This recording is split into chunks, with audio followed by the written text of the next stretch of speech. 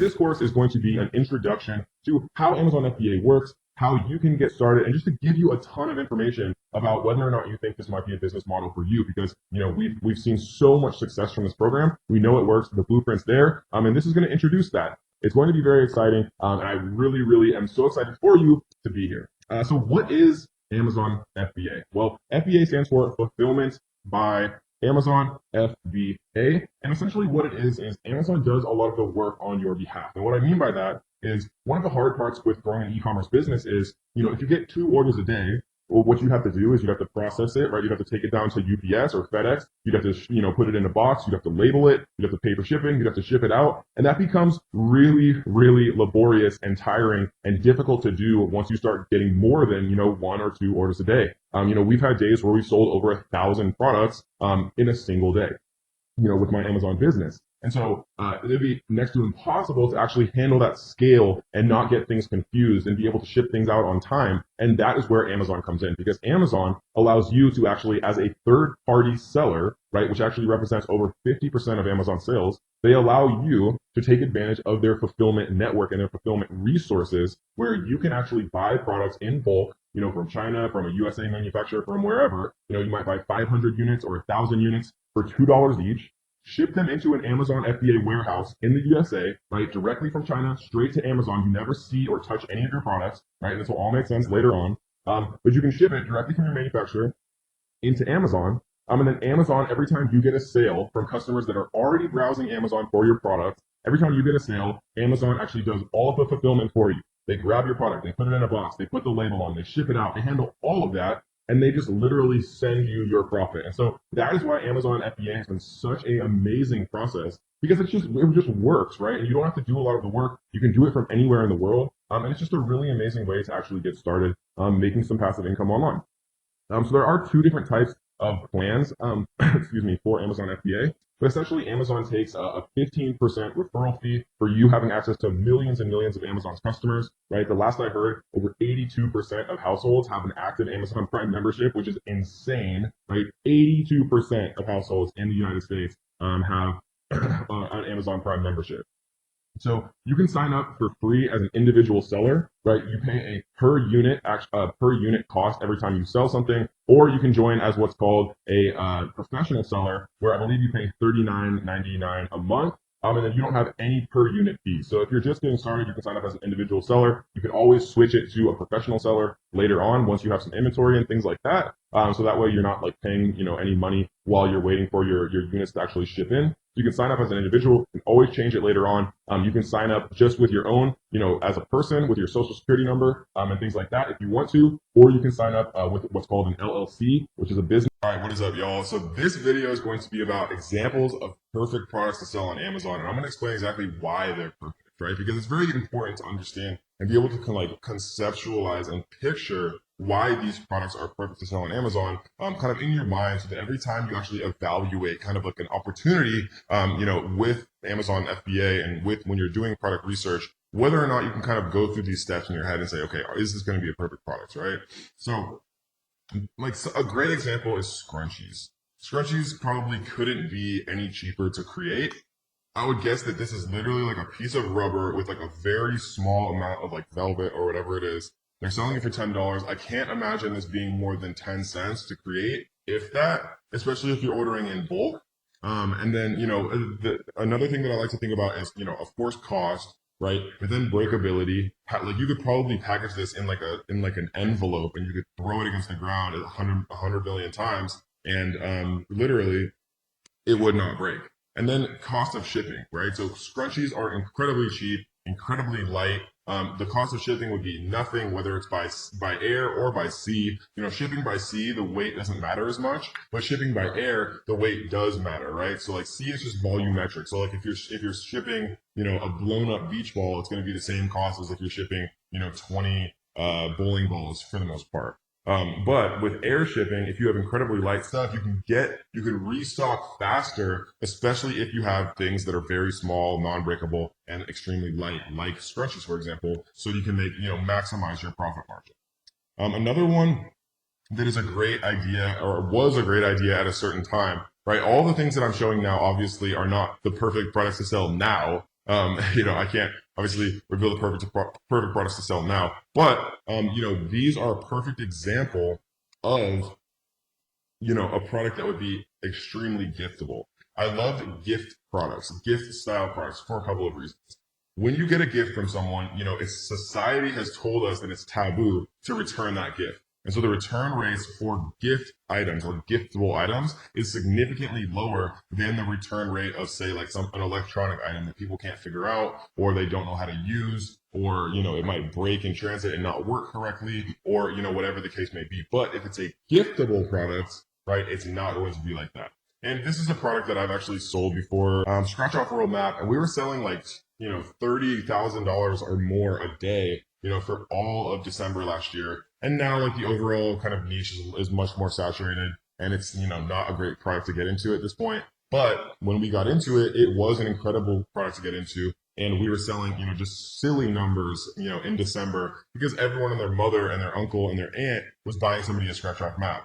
And so that's the perfect example of a product that we are not going to restock. We're just going to let it sell itself out during this Q4 and during this December, and then we're never going to restock it. But we'll just make a stupid amount of money again this year, just like we did last year. So another example, right? These costs are like $1 to create if you're buying them in bulk. Sometimes like $1.70 or so to actually get it landed in the United States. And most of them are selling for, some of them are selling for $30, right? So a product that costs $2 that sells for $30, you're selling it for essentially over 15 times more than it actually costs to create. So it gives you a lot of kind of wiggle room when it comes to PPC, when it comes to, having really nice photos done and things like that. And the larger profit margin you can have, obviously, is better because it allows you to like make, smarter decisions about things, and that's always a good thing. So the ultimate example of the perfect Amazon FBA product at one point, right? It has the passion, it has the love. Right, people are not concerned about price when they're buying a wedding ring replacement, a silicone ring. Right, they're not concerned with price. Even though if you think about it, this probably costs a cent to make. This is literally a tiny piece of rubber. It's not breakable at all. Right, it literally has love and intrinsic meaning and emotional meaning. When people are buying things for their spouse, people that they love, their price sensitivity is incredibly low. This is definitely like a birthday present for dad, or a gift for uncle, or, whatever, I guess a gift for husband, or whatever the case may be, right? And it's literally tiny. You could fit probably 100,000 of these into like a carton, if depending on how you packaged it. It literally is never going to break. It weighs probably less than an ounce, less than a gram, or whatever it is, right? It weighs nothing, very non-breakable, costs nothing to make, has that intrinsic value, has that emotional connection, meaning, and has the giftability, right? So this is like the perfect product to sell on Amazon FBA. So I just wanted to show you guys, 3 examples of perfect products to sell on Amazon FBA. So you can kind of get yourself in the mindset, okay, giftable, non-breakable, very light to ship, right? Has like that emotional meaning or connection. A lot of these things can play in, and that's not to say that every product has these. I have a friend who makes hundreds of thousands of dollars a month selling copper pans on Amazon FBA, which literally is like heavy, big, has no gift meaning or not much of a gift meaning. There's no emotional connection to a copper pan depending on who you are, right? But he still makes a ton of money. So, think outside the box, but this is the general kind of thought process that I like to kind of put people in to really get the ball rolling. We're going to go through the entire Amazon FBA lifecycle. Part 1, where we start, right? The beginning of the whole process is product research. Doing product research, finding a product that has, good revenue, that has between $7,000 and $30,000 a month revenue, generally is a good range. If it's slightly outside that, that's okay, right? But remember, refer back to the 5 steps of product research. Product research is part 1. You want to find something with, relatively high revenues, relatively low amounts of actual reviews, so there's not too much competition. You want to find something that is not trademarked, something that has a relatively high number of monthly searches, and something that you've actually verified is getting sales using the iTrack 999 cart trick method. And remember, you can rewatch all of Module 1. If any of that didn't make sense, as many times as you want. There's never any reason to feel overwhelmed because I got your back. So after you do product research, the next part is you identify manufacturers, and we go over that in Module 2, how to find the best manufacturers in the world, and then how to get the highest quality with the lowest possible cost. We go over a lot of different strategies to really, leverage multiple manufacturers against each other so that you get the best possible value.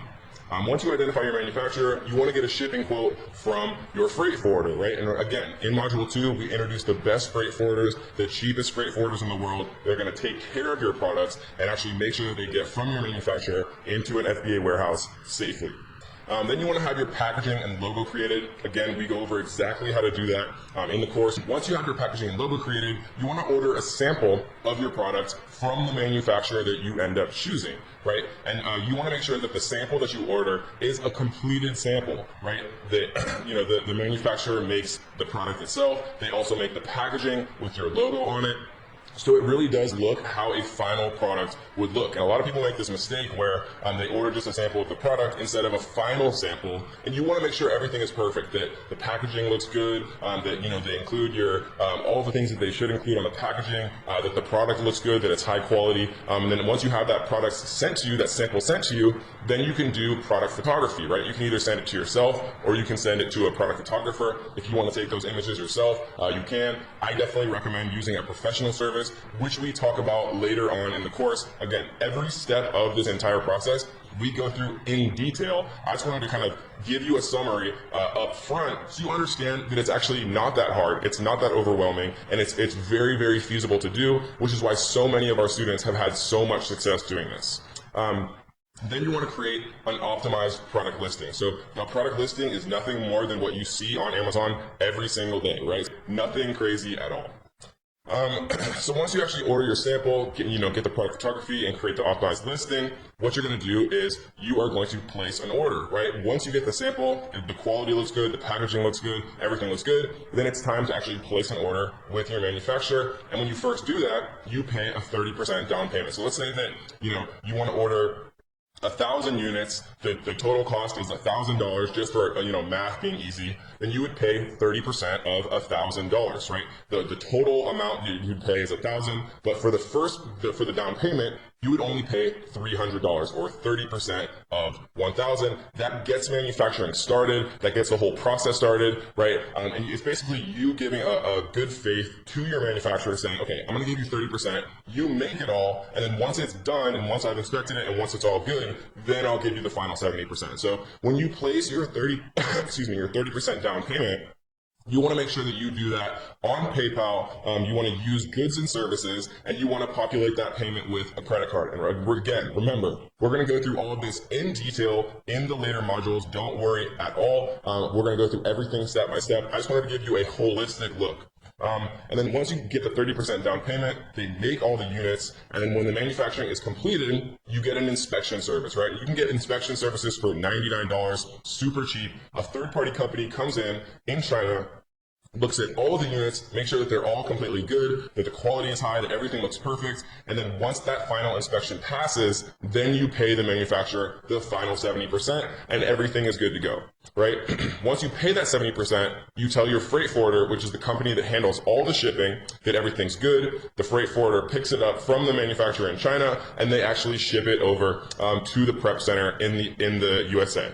One thing that's important to understand, which we're going to explain more in Module 2, is what's called FOB. FOB, right, or FOB shipping, basically means freight on board. If your manufacturer themselves are going to ship the products from the floor of the manufacturer once they're completed to the port in China, then the manufacturer is going to charge you a fee to do that, right? Because they're handling that element of the shipping. If you want to just make it super easy, just tell the manufacturer, no, once the products are complete, my freight forwarder will pick them up from the factory and then take them all the way to the FBA warehouse in the United States. If you'd rather get a freight on board quote, which means that the manufacturer is going to ship them from the manufacturer to the port in China, and then your freight forwarder is going to take over, then you would pay the manufacturer a very small fee to handle that small amount of shipping from the factory in China to the port in China, right? But again, to simplify things, once your products are actually completed, then just say, hey, freight forwarder, my products are done, they're at this factory, but they need to go to this warehouse, handle it, right? Shipping is something that I never want to deal with. So that's why I found the best freight forwarders in the world. That's why I share them with you. And that's why they can handle all of this for the best prices in the entire world. So once you inform the freight forwarder of the completed order, the product is sent to the FBA prep center, and then there's things like PPC and product giveaways, but those are good things, right? That means that your product is actually selling. That means that everything is going good. That means you're getting your product from obscurity to page one. Using services like Songbase, using services like Page Oneify, all of which we talk about in the course. And now, congratulations, you are officially an Amazon seller making sales. So, yay! Again, I wanted to make this for you guys to make it super simple. Product research, find a manufacturer, get a quote from the freight forwarder to ship your products from your manufacturer to the USA. You have your packaging, your logo created. You order a sample to make sure everything looks good. Once you have that sample, you have a product photographer take beautiful pictures of it. You create an optimized listing. Once you get your sample, everything's good. Then you place an order with your manufacturer. You pay 30% down payment to get everything started. Once your manufacturer is done manufacturing everything, then you get an inspection to make sure all the units look good. You pay the final 70%. Once everything's done, you've paid, your freight forwarder picks it up from your manufacturer in China, gets it to the FBA warehouse in the United States, and then you are now officially an Amazon seller, ready to start making sales. This video is going to be about, should you borrow money to be able to actually expand your business faster? And the answer normally, guys, is it depends on you, right? Like, I'm very responsible with my credit cards. I financed my entire Amazon FBA business using credit cards when I first started. But it depends on you, right? If you're not good at managing finances and things like that, then maybe a credit card doesn't make sense. Maybe it only makes sense to use the money that you currently have. But for most people, right, I think it makes a huge amount of sense to actually use financing and borrow money if you do it in the right way, right? The best way by far to actually do this is by using what's called a 0% APR credit card. So you see right here, the annual percentage rate, 0% intro for 15 months from account opening on purchases. This means that you can use as much of, if let's say they give you a $5,000 limit, that means that they will give you essentially a $5,000 loan for 15 months for $0, right? For zero cost, no interest, literally telling you that for the first 15 months, you can spend 100% of the money that they allow you to have to borrow, right? And you'll pay zero interest. That is a very, very good deal. It's very, very hard to find in the real world. And this is an incredible card also because you get unlimited 1.5% cash back. That means if you spend $100, right, you get $1.50 in cash back, and it starts to add up very quickly as you start to make larger and larger purchases. And you can, do all types of things. You can pay for your product photos with your credit card. You can pay the down payment for your actual product with your credit card. Sometimes you can even pay the 70% final payment with your credit card if you're using PayPal and you work out that you split the fees with your supplier, which we'll talk about in detail later on, right? This is the best possible way to borrow money and leverage yourself in a stronger way when you're actually starting on Amazon FBA, because usually the biggest restriction that I've heard from my students and that people have is availability of capital, right? If you had $10,000, $20,000, you could invest in more products, and the more products that you invest in, if you've done your due diligence, and you're actually putting in work and making sure that they're going to be a good product, the more good products that you invest in, the more money that you'll make faster. That's why I was able to make, over $1,000 a day pretty much instantly when I started Amazon FBA, because I invested in multiple products at once rather than just buying one product and, it taking 1 to 3 months for it to actually arrive in an Amazon warehouse and be able to be sold, right? So I was more impatient. I had a lot of confidence in myself, and I didn't have a course or anything like that. If I had this course, I would have put my whole life savings into products, and I would have made, a 7-figure business in my first 6 months. So this is what I recommend for sure. If you're not in the USA or you have terrible credit or can't get approved for this particular card, right? This is my number one recommendation, no question. That's it, right? If you can get this, do it. Use it for everything. Get a second product, get a third product. Leverage yourself, right? If you're doing your due diligence up front, there's never a reason why more availability of capital would not be a good thing for you, because it just means that you can make more profit. If you can't get the Chase Freedom Unlimited card, it's the best, no question. 10,000 reviews, 4.5 stars, very, very good. If not, right, there's PayPal business loans, fast access to fixed payment business loans from $5,000 to $500,000. There's also PayPal working capital, pay as you grow with PayPal working capital. Basically what this means is as you receive PayPal payments, they take a percentage of those payments and pay it back to the working capital loan. This one is better if you have a pre-existing business and you're taking money in on PayPal. You can take a loan out and then pay it off every time you get a new payment in from PayPal. And so this is a good one if you have a pre-existing business and you're accepting PayPal transactions. Cabbage is another one, right? It's the same thing kind of as the small business loan for PayPal. Again, guys, though, you don't want to do these without knowing what you're signing up for, because PayPal and Cabbage and every other loan person in the entire world charges you an APR, right? And so you don't want to be paying an APR that's going to be higher than your actual profit margin. So if you're estimating that you're going to make 40% profit margin, right, and you're going to make that in 3 months, maybe it still makes sense to take out a loan, even if it's like a 16% APR. So read the fine print, right? These are some much significantly less enticing options, but they are options that I've had students make work, right? Because if you're making a 40-50% profit margin on your products, then taking a loan out to get that product that you're paying 16% on, you're still obviously making an additional 30% profit that you wouldn't otherwise be making, and you're able to expand faster. But again, the best possible way and the best possible method that I've ever found is 0% APR credit cards. I know that I provided you value, so what I want you to do is to like this video. I want you to leave a comment on this video. If you guys haven't already, make sure you subscribe, turn on notification bells so that you will be the first person to be notified every time we drop a brand new video.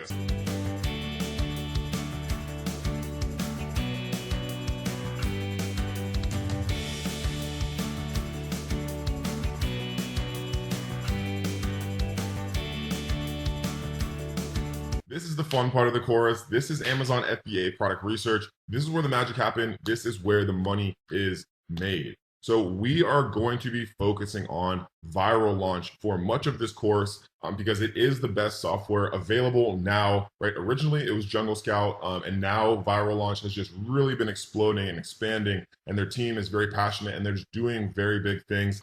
The main tools that we are going to be using for Amazon FBA product research are going to be called market intelligence and product discovery, right? We see that for $59 a month, you can get product discovery. If you pay monthly, annually, you can get market intelligence, sales estimates in the Chrome extension, and product discovery. You can get this all for $49 a month if you pay annually, or you can get it for $59 a month if you pay monthly, right? And so for our purposes, guys, all we need are these first two, right? Viral Launch is incredibly good at product research. For keyword research and all of this, we are going to save you guys some money, and we're going to recommend another tool when we get to it. But for most of the stuff that we're going to be doing for the entire course, right, as far as product research, photos, a lot of different things, Viral Launch provides the best service. The main things we're going to be concerned with are market intelligence and product discovery. As you can see, you get all of that for the intermediate pricing. Or if you want the category search, which is helpful as well, you can pay for the $79 a month option. But for most of us, right, what's going to be the best kind of deal is either intermediate or advanced, right? So one of these two. I generally recommend people who are serious about this to just go ahead and grab the advanced option. So this video is going to be kind of an introduction to what Viral Launch looks like. And how to reframe your mind. When I mean reframe your mindset, I mean going throughout your day, everything that I see and everything that I interact with, I think about Amazon FBA. And maybe that's unhealthy, but it's helped me become very successful selling on Amazon FBA. Like, for example, I'll go to like a Mexican restaurant and I'll see that like little rubber mat that like they have in the kitchen that people stand on that food falls in, right? Like a restaurant non-slip mat. Or I'll see like a little menu holder, like an acrylic menu holder, and I'll think to myself, can I sell that on Amazon? And you just take notes on my phone all throughout the day, and then I come back and I check on these products via Viral Launch to see if the landscape is competitive, right? We're going to look at how many monthly searches are they getting? How many reviews do they have? How many people are trying to sell this product? Is there room for improvement on this product, right? What are the negative reviews saying? Could I improve the quality of the product? Could I add something to it to bundle? And don't worry, we're going to talk about all this much more in depth as we move throughout this module, but it's just important to kind of get your mindset in a place where you're thinking about Amazon FBA, throughout your day-to-day life, because sometimes the best ideas will just come to you, right? So this is product discovery, guys. We can see right here, if we go to search, there's a couple of options up here. There's the normal product discovery, right? And what this means is you put in the categories you want to see. You put in, okay, I want to see products that have a minimum of $10,000 a month revenue, that have a minimum price of $15, that have a minimum review count, or excuse me, a maximum review count of maybe like 50 or 100 reviews or whatever the case may be. And then you press show products and it shows you, right? Keyword, actually, you can choose the category. Similarly, you can choose the the maximum review count you want to see, the minimum average monthly revenue of all the products you want them to show you. And then instead of showing you actual exact products, they show you keywords, right? And this is one of my favorite ways to use Viral Launch. And we're going to talk about all of this much more in depth. This video is literally just meant to introduce you to like all that's available to you and all of the advanced filters. This is really where, you can kind of differentiate yourself from everyone else searching and really find the true diamond in the rough product. So we're going to focus on, how I use these a lot in a little bit. And then brand. So brand shows you actual brands that sell on Amazon. Obviously, like Nike is a brand, but they're not a brand that we'd ever want to compete with, but it's just an example of a brand. It shows like little companies that sell tea or, people that sell supplements or whatever the case may be. And you can jump very in depth on those brands and look at, their sales history, if they're improving or going down or what's kind of going on, and gives you a lot of ideas about what you could potentially, if you could potentially compete or create a product similar to what that brand is selling. And then category obviously shows you, in-depth categories, and you can take a look at things related to the categories themselves. So this is product discovery. This is a web app, right? You use it in by itself in a website right here. Market intelligence is actually a Chrome extension. So for example, if we come into Amazon and search garlic press, we would press this little button after we install the market intelligence Chrome extension, right? And it would show us all of the top sellers on page 1, right? So it's showing us Alpha Grillers is on page 1. They're doing about $22,000 a month, selling at $9.97, which means they have 2,255 sales every single month. We can see how many reviews they have, their review rate, right? Their review rating, like what their average reviews are. A lot of different stuff we can really see here. We can even see net profit estimates, but these are very, very inaccurate in all software, right? Viral Launch does a good job of this, but you can never rely on net profit because it's impossible for them to calculate that, for anyone to calculate that, because they don't know how much your cost of goods sold are. They don't know how much you're paying for shipping. So it's a good baseline, very, very general idea, but you need to do the calculation yourself. And we'll teach you how to do that in a little bit. We're using a tool called the Amazon FBA fee calculator.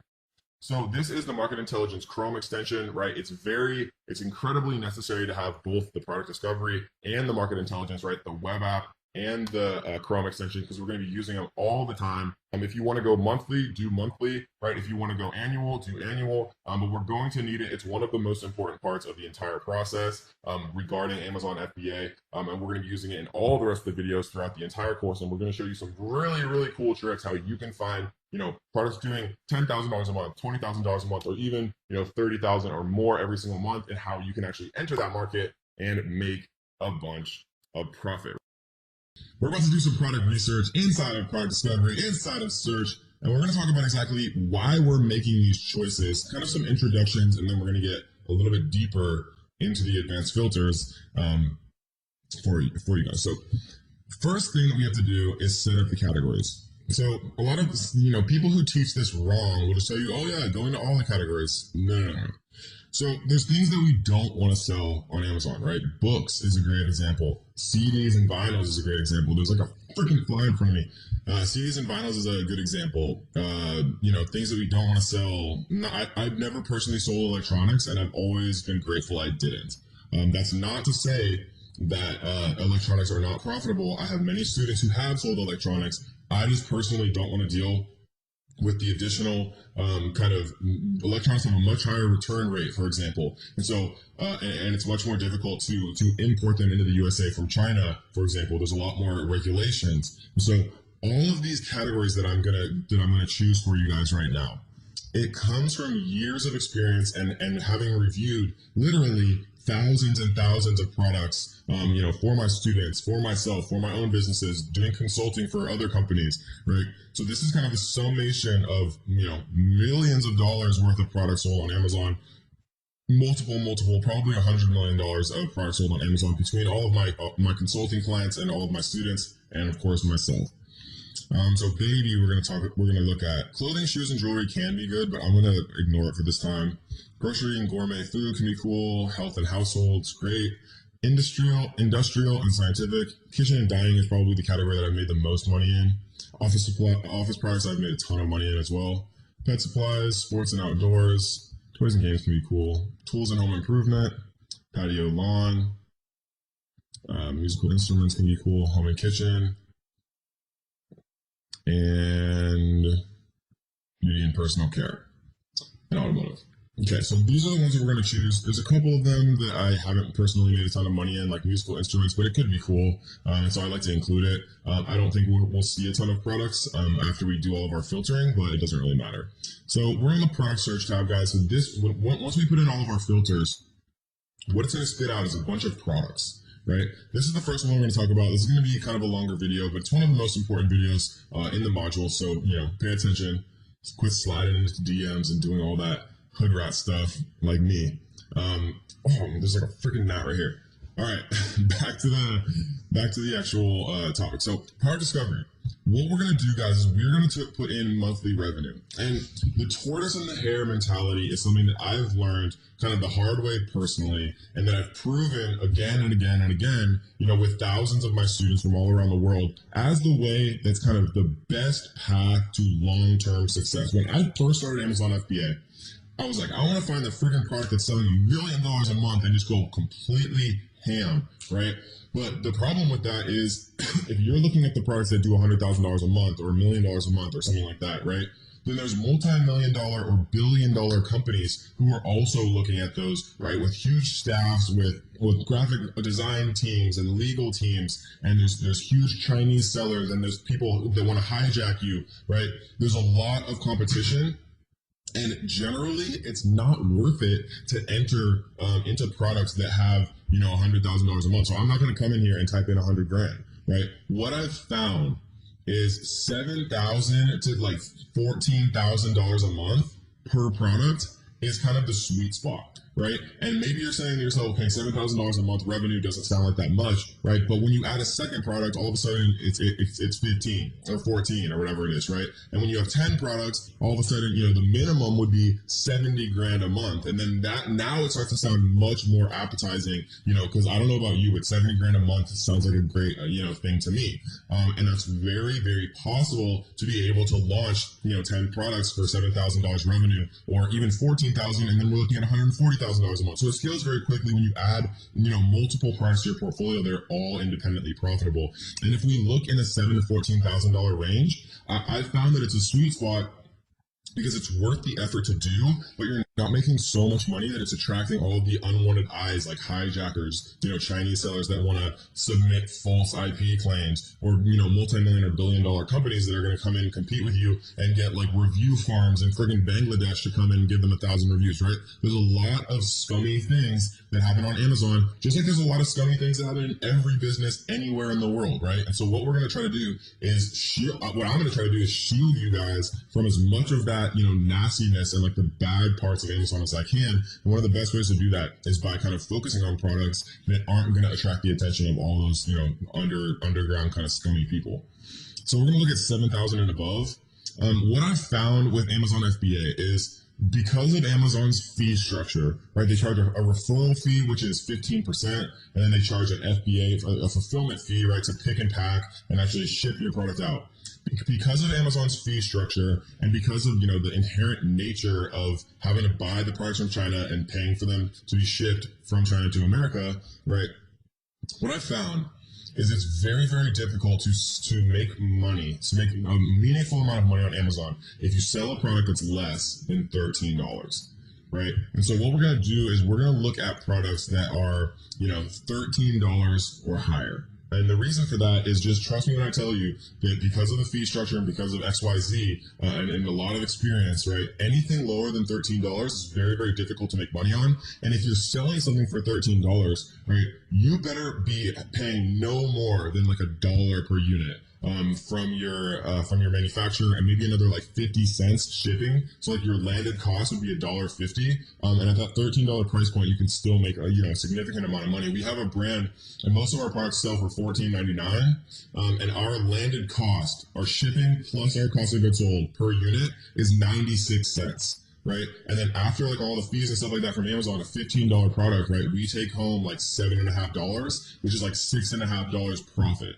Right, so that's just like an example of one of the products that we sell, and kind of an explanation of why under 13 just doesn't really work very well. And we'll show you a tool called the FBA fee calculator, which is like a tool that Amazon puts out that allows you to see what the exact fees that you would pay for any product would be. So you can look at one of your competitors. If you're looking into getting into a niche, you can look at one of the pre-existing products, right? And you can say, okay, you can plug in their product and see what fees they pay. So you can start to estimate what your profit margin is. And we'll talk about that soon. I just want to kind of get the cogs turning in your brain, how this all works, because it all is connected, right? And it's all a beautiful process if you understand it. The most important thing about entering a new niche, right? And when I say niche, I mean like a garlic press would be like a niche. A garlic press is the example that I've always used, and I'm using it again because it's just like almost like a friggin' legend at this point. But garlic press is an example of something that's obviously completely oversaturated, right?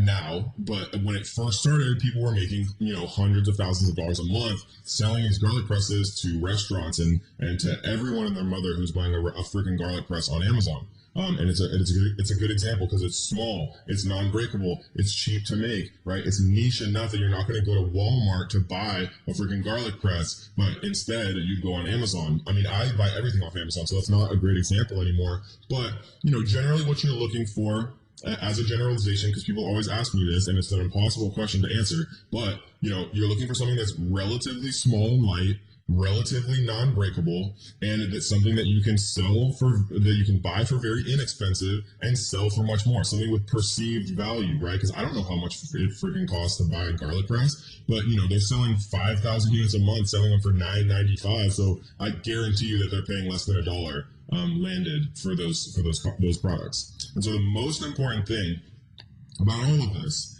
is review count, right? When you're looking to join a new niche, when you're looking for products, to sell on Amazon, the most important thing, the biggest competitive barrier to entry is review count. It's very difficult to get reviews. Amazon gets more and more strict and stringent and chaotic and crazy at times about reviews every single day. They're shutting down the review farms. They're trying to level the playing field, and so it's a good thing for us, right? The individual sellers, they're leveling the playing field for these screwed up corporations that are trying to cheat the system.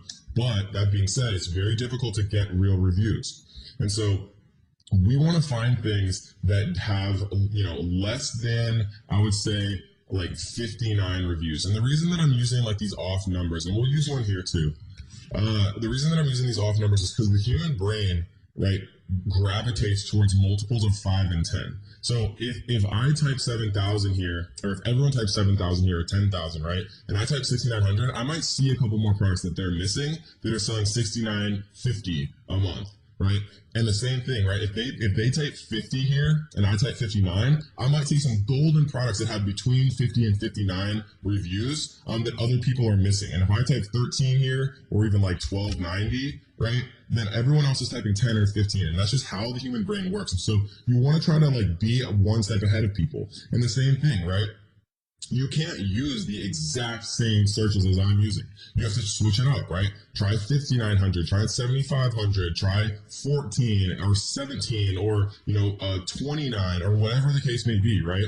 Product research takes time, and whoever goes the deepest down the rabbit hole, right, the deepest down Alice in Wonderland's rabbit hole of product research is going to win. It's simple, right? It doesn't take 5 minutes. This is a business like anything else, and you have to actually put the work in, and you actually have to grind through the product research portion to find a super diamond in the rough product. But by the end of this module, you'll have all the tools you need to feel extremely comfortable from a due diligence perspective that the product that you're investing in is going to be a winner, right? We're going to give you all of the tools to evaluate the landscape, to look at Google Keyword Planner, to look at Camel, to look at, all of these different tools, to look at historical BSR, to look at iTrack 999, right? Things that we've learned before and things that I'll teach you in the next few, hours or minutes, depending on where you're at. So you'll have all the tools you need. So this is what I like to do for the main section. And again, we're in products here. We're going to talk about keywords, brands, and category. We're going to talk about brand and category quickly, but keywords is extremely important, which we'll talk about in a few minutes. So what we're going to do is we are going to come to advanced filters, and I'm going to talk about a few of these. Initial investment cost, initial net profit, average profit margin, total net profit, right? No company can do this accurately. Again, because they don't know what the cost of goods sold, they don't know how much people are paying for products, they don't know how much shipping costs. So these are a cute little thing that companies are putting in, but it's not something that you want to rely on. Something that you can rely on though is sales year over year, right? And what this does is it calculates comparing sales over the last 30 days compared to sales a year ago and 30 days ago, a year and 30 days ago. So basically year over year sales. You can do sales change percentage, review change, best sales period. This is a great one. I like to do this, right? You can look at the best selling product by month throughout the entire year and start to get notes. Because everybody and their mother says that you shouldn't sell seasonal products because I said it 2 years ago and now a bunch of my students have created Amazon FBA courses also, and I'm proud of all of them. But again, guys, when everyone says don't do something, sometimes it's better to do exactly that thing. When I first started, there's really only one person teaching Amazon, and it was Greg Mercer. And he said, don't sell things that are breakable. And then everyone started to say, don't sell things that are breakable. And so I created a company that sold breakable things. Of course, I had to think more about, keeping those products safe and, packaging correctly. But, because I did something against the grain, I made a ton of money doing it. So we're going to talk about how to go against the grain in a few little episodes here. So best sales period is a great one. Sales pattern is an incredible option, right? So let's actually run this search without actually using any of the advanced filters, and then let's use the advanced filters and see what happens. Right, so we see OXO chip bag clip set. And I like that Viral Launch does this because it shows you that a lot of people are looking at something. So if a lot of people are actually pinning this, for example, then Viral Launch warns you that, because what happens if 100,000 people are doing product research and everyone's pinning the same product, then you don't want to sell it, right? Obviously.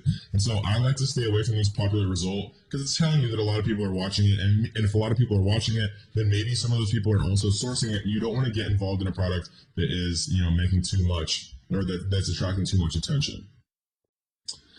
So this is a good one, right? Zycac outdoor camo ghillie suit. I remember one of my friends in high school used to have one of these actually, and this is super random, right? They're making $7,000 a month, which is at the very kind of lower border of what we want to kind of look at.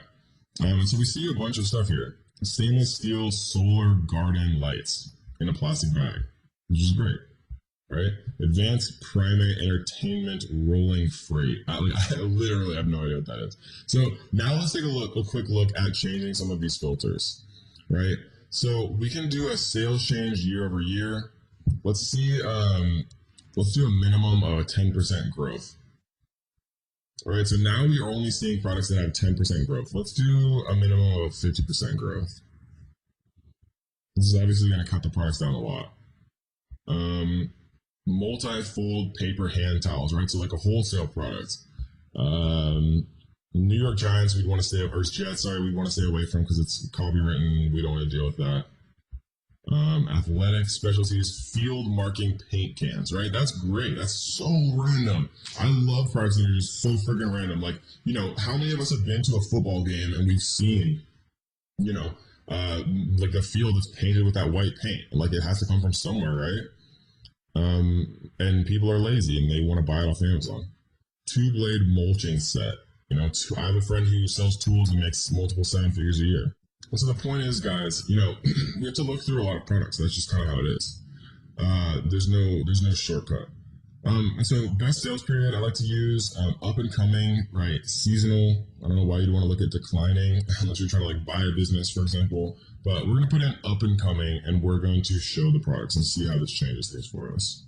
So we still see the ghillie suit. We see pointed tip kid scissors 12 packs, right? So this might be cool. This is definitely one that I would check out. $10,000 a month, right? Obviously, this would be huge for like school teachers and classrooms and stuff like that. Um, this might be a good one, right? If you're trying to like get your Breaking Bad on and get real with the clean guard suit. They're selling, don't get your Breaking Bad on. Sell on Amazon instead. $12,000 a month, right? And we see that they have 0 reviews, only 3 sellers, which could be also very cool. So let's open this one up too. Ab Canopy, which is a terrible name with 2 C's. Outdoor party tent, commercial gazebo with enclosure walls, right? This is great. Sellers 1, reviews 444. $72,000 a month is probably too much for me. I just don't want to compete with all of the other people that are also looking at that. Golf cart fender flares, like that is just ridiculously random. I love it. Let's take a look. Warning popular result, rectangular ottoman, ag fabric, landscape fabric, weed barrier, ground cover, garden mats. That's great. I love it. Love it. I'm in love with it. I actually just bought some of this. This is crazy. $8,000 a month revenue, 7 reviews. Custom size black solid plain rug. Sanitizing granular. Yo, I literally just bought this too. This is crazy. But yeah, this might be an interesting one, right? I just bought this and I just bought the thing up above too. Solar swimming pool heater complete system with roof kits. Right, and this is selling for $1,200. So this might be a good one once you kind of have established your Amazon business, once you have a little bit more capital to play with, right? Because people that are just getting into Amazon FBA are never going to invest in a product that's this expensive, right? The most expensive product that I personally sell is like $350. That's not because I wouldn't sell more expensive ones. That's just what I've gotten into so far.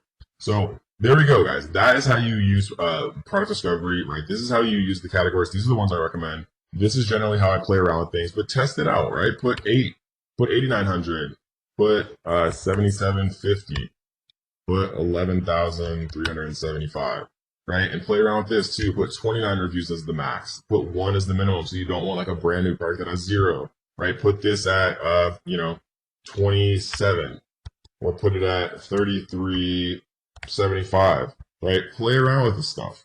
Because the more people who play, the more you play, the more you win, right? Don't be the 99% of people that only go through this once and get overwhelmed, right? Be the 1% who goes through this an hour a day for a week. You find 25 awesome products, right? You put them all into an Excel spreadsheet. You eye track all of them, right? After you've done your initial research, and then you cut that list down to like 5 of the super winners, right? Over a week. And then you invest in all 5 of those products. And then once you get in stock with all 5 of those, you've done your proper due diligence, right? You've looked at all of the things that I'm about to teach you in this module, and everything looks good. That's how you become a super winner quickly with Amazon FBA. So let's take a quick look at these Fiskars J-pointed tip kids scissors. Let's take the main keyword here, which is obviously kids scissors. Maybe pointed tip kids scissors. Let's try that. And let's type it in. So we see there's a number of different things here. Let's take a look at the overall niche, right? Because a step that a lot of people miss is they'll just look at one interesting product, but they won't look at the whole landscape, right? We haven't seen this landscape. We don't know what the reviews are like. We see that this product actually is pretty good, though, to be honest. We see that the review quantities are quite low for the main page 1, right? We see that there's a lot of people, right? 10 grand a month with 29 reviews. $4 grand a month with 23 reviews, $7 grand a month with 46, right? $37,000 with only 115 reviews, multiple different 10,000 or 10,000-ish dollar sellers with around 100 or less reviews, which is very, very good, right? And so this is definitely a part that we would take a closer look at. We'd look at Google Trends. We'd look at Camel. We look at the BSR. We'd look at, our keyword tool. That we're going to go through all of this in future lessons in this module. But it's just important to start thinking, okay, I want to get as much info from as many different sources as I can so I have the full picture, right? I'm not just looking at one product. I'm not just trusting Viral Launch. Viral Launch is the best piece of software for product research, But you should never just trust one piece of software. We're investing our money into this. This is our livelihood, right? We have to look at all the data available and then make a decision from that data, right? Not get emotional, just be data driven, and that's how you win. Huge, right? So I would definitely take a closer look at pointed tip kids scissors. So let's take a look at this one. This main keyword is probably chemical spray protection. I guess. Look at all departments. So here we go. Let's take a quick gander.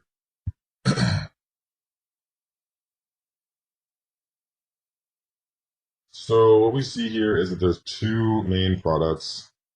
They're both Kimberly-Clark, right? And Kimberly-Clark is obviously a large brand.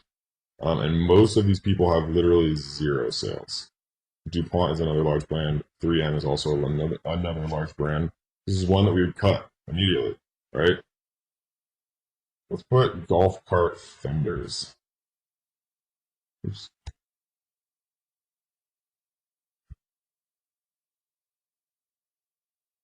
Golf cart fenders. I cannot believe this is a thing. I'm just blown away how many products are on Amazon. It's just unbelievable.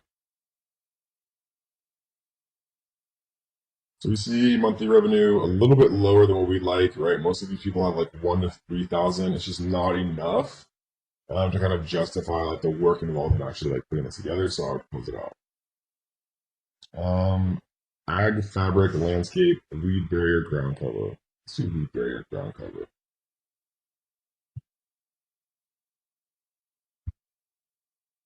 Let's take a look.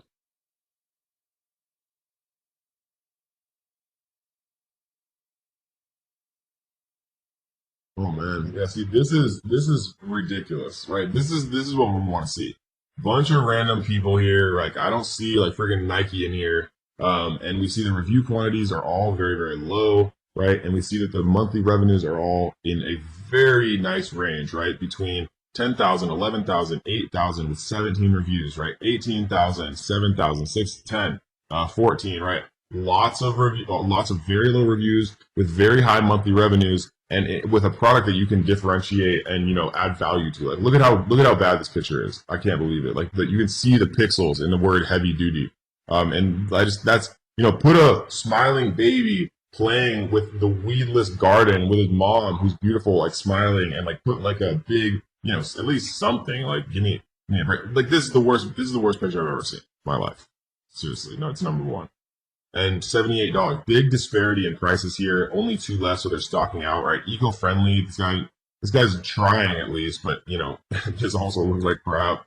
But this is a perfect example of a product that we'd want to look very, very closely at and move quickly on. 291 results is nothing. Anything under 500 results on Amazon is nothing, right? Because with this course and with the knowledge and the tools, and the huge discounts on all of the software and launch, methodologies, you're gonna have such a massive advantage over anyone else, right? Over anyone who's not in this course, you're gonna have a massive advantage over them. And I know it might not seem like that, but I've seen hundreds of thousands of people. I've interacted with hundreds of thousands of people on YouTube in my Amazon group that has close to 100,000 members in it, and I've seen the differential in knowledge of people who've taken my course and people who haven't, and the differential of their success is incredible compared to people who haven't. So you have a massive, massive advantage. And when you see a right product like this, or you should know and have the confidence that you're going to do the due diligence correctly, and then you need to move quickly and invest in products that you see that are ripe like this, so you can make it to market first and start to build that review competitive barrier to entry to additional competition. So these are definitely two that we would take a very close look at. So that, guys, is product, right? We'll go through these ones really quick. I'm just going to show an example because I don't use brand and category that much, but we're just going to go all. We're going to do brand. We're going to do success level top 1%. And we're going to show the brands. So we can see Jellycomb for electronics, JJ Cole. And what you can do is you can do the full analysis where Viral Launch shows you all this stuff: year-over-year sales, average price change, average sales price, fulfillment, how they fulfill, whether it's fulfilled by merchant, shipping from their house or their own factories or manufacturer or fulfillment centers, excuse me. or if Amazon's doing it. We can see all types of stuff here. That's pretty much how brand search works. I don't use it very well. I don't use it very much because it's not a mature part of this software yet. I mean, it's an incredibly complex piece of, to evaluate entire brands across Amazon is incredibly complicated. But just because I haven't used it successfully or found a lot of success with it doesn't mean you can't. And there's actually a very, very like slick little trick that we're going to talk about later on when we talk about a trick that I like to use to look at people's storefronts. We'll talk more about brand. Category, we're actually not going to touch on because I've never had much success with it. But again, play around with it if you want. It's just not something that I personally use. And then keyword. So keyword is incredibly important. What we're going to talk about with keyword, I think is probably the easiest and fastest ways to find products inside of viral launch and really make it work. So what we're going to do is keyword phrase or keyword match, specific keyword and phrase filter. We're not going to use this, right, because we want to see everything. Average monthly revenue, we're going to do 6,750. Average review count, we're going to bring this up to like 37. Minimum price, we're going to do $12.75. And we're going to show keywords, right? And the reason that keywords is more efficient is because if you notice, right, when I did products, let's say that we found like the scissors, the kids pack of scissors. For all I know, when I see that product, there could be one diamond in the rough seller who's making a ton of money selling those kids scissors, and then everyone else in the whole niche has 5,000 reviews and are selling for $10 less expensive. And that specific kids scissors set, which is like on the Ellen show or something like that, right? You don't know the whole picture until you see the landscape of the actual highest trafficked keyword, right? And so that's why I actually went and copy and pasted, okay, kids scissors with like the non-pointy tip. I forget what it was called, but I took the main keyword, searched it on Amazon, right? Pointed tip, kids, scissors, and then I ran the market intelligence Chrome extension to see the landscape of the entire thing, right? Not just one seller. I want to see that everyone has consistent revenue. I want to see that everyone has relatively low reviews so that I know that when I enter the overall niche, right, or keyword in this case, that I'm going to be safe. So let's actually show some keywords here. We're going to keep all of this, the advanced filters off for now. So if we show keywords here, it's going to bring up actual like product sets for us. And you'll see how powerful this is in a second. Wine preservation opener, popular result. Eco-friendly party supplies, slime making kit for kids. Right, I have a student who got into the slime making kits, months and months ago, and he made a freaking fortune. But it's important to know when to get out, right? It's the same thing with fidget spinners, for example. Like the people who got in when we got in at the right time, people were making thousands and thousands and hundreds of thousands of dollars. But then the people who were stupid and reordered these massive quantities, right, as everyone and their mother started to sell fidgets on Amazon, people wind up with tens of thousands of unsold units that they just have to get rid of, and that's very costly. Benoit Kegel balls, blackhead extractor vacuum. Let's check this out. I'm gonna view this one on Amazon. See, this is great. Like, what the heck is this? I'm trying to vacuum out some blackheads on Amazon. So we see absolutely insane numbers here, right? 50 grand a month, 50 grand a month, 20 grand, 43 grand, right? It's electronic. This is not something that I personally would sell.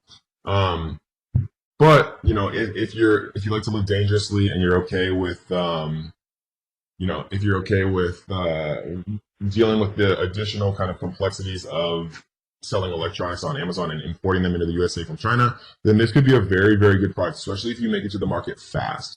This is not a product that I would personally sell because it's just too flashy. I don't want to attract. I like to just, print money while I sleep and not have to worry about all the like crappy parts of Amazon, which is why I go after, the less expensive products. Or excuse me, the products making less revenue per month. And then I just continue to add products to my portfolio. And, it's the tortoise versus the hare, right? I'd rather be the hare in this case. And the hare doesn't mean that you're doing this all slowly. It just means you're not going after the $1 million a month or the $100,000 a month product like everyone else is, which means you have much less competition. And, it's just a much more kind of long-term oriented mindset.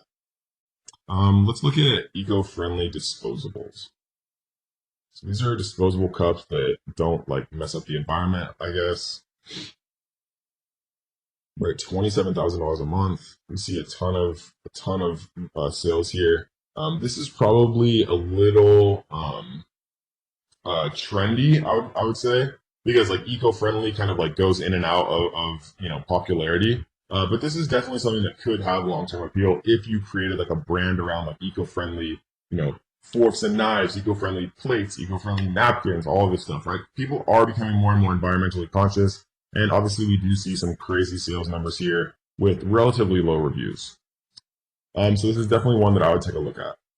And so this is the keyword tool, guys. And something that I like to use also is the sales to reviews, right? This is the average sales to review ratio for the product's top sellers on Amazon. And so what this means is it has at least, 5 sales to 1 review. And so I like to use this kind of metric to show me things that are even more popular. And you can, bump this up like intensely if you want and really see like crazy stuff. Abdominal muscle stimulators, right? So for every 1 review that it has over 50 sales. That means that it has very low reviews relative to the number of sales. Ultrasonic pest mosquito repellent, right? This is great. It's freaking, I doubt these work, but if they do, I'll buy one right now. So let's take a look here. So we see, insane numbers. We see insanely low reviews. This is definitely something that I would consider getting into. It's a little high on the revenue scale, especially up here in the top. But we do see a lot of like 7,000, 11, 16, 12, right? These are the numbers that we're looking more towards. So maybe we don't try to like outdo these $45,000 a month guys, and we just like settle on page 1, settle in, cement our spot at that like 14 to 15 to $16,000 mark. And then we let these other guys kill each other for position 1, and we just, profit quietly in the background. That's what I try to do all throughout my Amazon career, is just profit quietly in the background by myself. Everyone leaves me alone, right? And I'm, in my mind, the truest winner. Like, I don't care if I'm making 50 grand a month versus 15 grand a month if I don't get my listing hijacked by 20, Chinese sellers every day, and I'm like stressed out, or people aren't like submitting false IP claims saying that I sold their pictures when it's not true, because I was first, right? I like to be quietly in like 4th or 3rd place than like loudly in 1st, and that's just how I've always operated on Amazon, and it's done me very, very well. So play around with the advanced filters, guys. We'll go deeper into these in future videos, but that's a big fat tutorial about product and keyword, the categories I like, right, the filters that I use, and the advanced filters that I use for these 2 main areas of product research using the product discovery tool, guys. Let's get into Seller Central, guys. This is where the magic happens. This is where all the money is made with Amazon FBA. And it does look a little bit overwhelming at first, but I promise you guys, it's actually not that bad. And we're going to go through all the things that you're going to be able to need, that you're going to want to need most. You don't have to have your Seller Central name the same as the name of your LLC. Right, it can be different, but it is important for it to match, and we'll go into this more later on, is that your Seller Central name, right, the name of your store. And we can actually look really quickly at like an Amazon store just so you guys kind of see what I'm talking about. So this is what an Amazon store is, right? Let's just type in malls. What you'll see is the name of the actual seller right here is Click and Play, right? And so that does not necessarily mean that their LLC is called Click and Play. It could, but it doesn't mean that. What's important is you want your Amazon Seller Central name, which you set up when you sign up for your account. You want that name to match what you trademark. And so they probably are going to trademark like Click and Play products, right? Like the actual word mark, which again, we'll talk about later on, so don't worry about it. But what this allows you to do is it gives you protection if your Seller Central name matches your trademark. If people are trying to hijack onto your listing, again, which we'll talk about in a little bit, It just makes things easier. When you register for a trademark, it allows you to get brand registered. It allows you a lot of protection against, scummy people who want to do you wrong on Amazon. If your Amazon Seller Central name matches your trademark. So don't worry about any of that right now. Remember, we're going to go through the entire course before we actually do or implement anything so we don't make mistakes. But it's just something to keep in mind that you want your Amazon Seller Central name to match what you're going to eventually file a trademark for to protect yourself from people that are trying to do you wrong. So this, guys, is Seller Central. This is actually a live account that I used to have. We had a couple of test products in here. This is going to be the Seller Central account that is actually going to be used throughout the entire course. So we see that we actually have some stuff live here. We're selling a conversion ping pong table set, which actually does incredibly well. We're selling a 24-inch round color spinning prize wheel, and we're selling some Moscow mules and some other stuff that are out of stock. And so this is Seller Central, guys. This is what you're going to see every single time you do log in. And so most of the stuff that we're going to be using, guys, is in the manage inventory right here, right? This is where you add products. This is where you add variations. This is where you do a lot of stuff that we're going to talk about a little bit later on. We don't often use this pricing dashboard because you can actually just set the price in the edit screen, which is how I do it myself and how I teach people to do it. Orders you don't really use as often. This is more for what's called FBM, right? Fulfilled by merchant. If you're actually like shipping out like handmade towels or something from, wow, my examples are so bad. If you're shipping out like handmade pillows from your house, right, and you're shipping them out one at a time, then you might use managed orders more often, or if you have to deal with like customer service and stuff like that. But this is more so for FBM, which is fulfilled by merchant. We are all doing FBA, which is the much more scalable option, right? Because if you FBA stands for fulfilled by Amazon, and so what that means is if you sell 1 unit a day or you sell 1,000 units a day, Amazon will fulfill all of those for you. You don't have to go to FedEx or UPS and actually package all of this stuff yourself. And so we're not going to use orders too much. Advertising and inventory are definitely the two things that you're going to use most often. We're going to talk extremely in depth about the advertising section later on in the course when we actually go into marketing. We're going to talk about how to sell things via Amazon's internal platform, Amazon PPC. All right, we're going to talk about how to sell your products on Amazon with Instagram. We're going to talk about how to sell your products on Amazon with Facebook ads, the best way. We're going to go super, super deep into marketing, and we're going to tell you everything that you possibly need to know about that. This is just meant to be kind of a introduction to Seller Central, just so it doesn't look as overwhelming, right? And then obviously you have some reports here, which we're going to talk about later on, and then performance if you ever have any issues like with your account or claims or anything like that. And so that, guys, is the overall kind of little tutorial. Really quickly, I want to jump into the edit section because, again, this does look a little bit overwhelming for people when they first start out, but it's actually not that bad, right? So this is where you put your title, very simple. This is where you put your manufacturer, your brand name, things like that. If you have any variations, but variations aren't available for this category, this is where you set your offer. If you want to put a sale price, right? If you want to say, well, it's normally $250, but we're going to have a sale price of $199, right? So Amazon would show a strike through here, and this would be the final price that your customer would pay. Most of this stuff is inapplicable to these type of products. Like if you're selling things with lithium ion batteries and things like that, or if you have applicable dangerous goods regulations, right? But that's obviously not applicable for a ping pong table. This is where you put your images, very self-explanatory, obviously.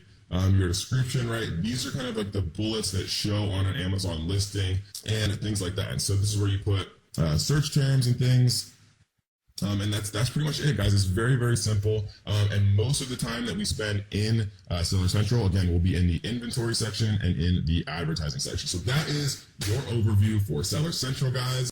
All right, guys. I hope you're ready to learn. I hope you enjoyed Module 1. I hope you just got absolutely flooded with good ideas on how to find your first profitable Amazon FBA product, because in this module, we're going to be teaching you how to find the best manufacturers in the entire world to actually create your product, right? Because the relationship that you have with your manufacturer will be one that is either very good or very bad. And I'm going to teach you how to guarantee, at least as much as it's possible to do, that your relationship is going to be a good one with your manufacturer, right? So this, guys, is Alibaba. For those of you who've never seen this before, welcome. Alibaba is a massive, multi-billion-dollar company created by Jack Ma and a bunch of other people.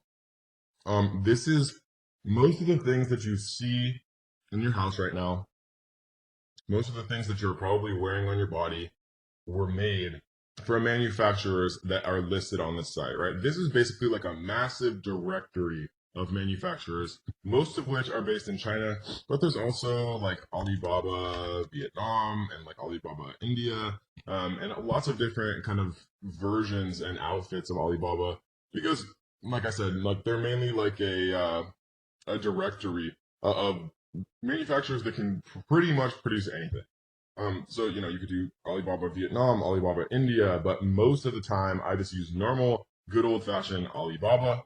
And that's what we are going to talk about today, specifically how to find manufacturers and what to look for to, make the chances that your experience with a supplier is good, right? Supplier, manufacturer, kind of the same thing. What you don't really want as a wholesaler, you don't really want to work with any middlemen, right? You want to find the person that's going to give you the absolute lowest possible price, and you want to work with them, right? Because the lowest possible price means more profit. So let's actually dive in on exactly how we're going to find the best manufacturers in the world. So the first thing that I like to do is actually change this little thing right here, right? Because if you do by products or by suppliers, two things are going to happen. If let's, for example, say that I want to look up someone to make coffee mugs.